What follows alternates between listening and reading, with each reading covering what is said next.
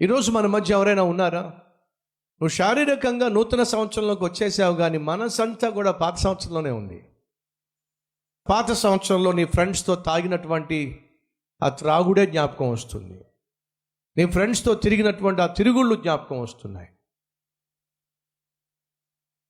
నువ్వు చేసినటువంటి పాపిష్టి పనులు జ్ఞాపకం వస్తున్నాయి.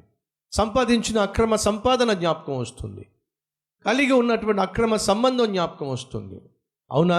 జాగ్రత్త. నువ్వు భౌతికంగా ఈ నూతన సంవత్సరంలోకి వచ్చావు, కానీ నీ మనసంతా కూడా ఇంకా పాపిష్టి ఆ పాత సంవత్సరంలోనే ఉంది. అది ప్రమాదం. ఈ నూతన సంవత్సరం నీకు ప్రమాదకరంగాను, ఈ నూతన సంవత్సరం నీకు బాధను, వేదనను, అపజయాన్ని తీసుకొచ్చేదిగా ఉండకుండా ఉండాలి అంటే కొన్ని జాగ్రత్తలు తీసుకోవాలి. అందులో ఒకటి, వెనక్కి తిరిగి చూడకుండా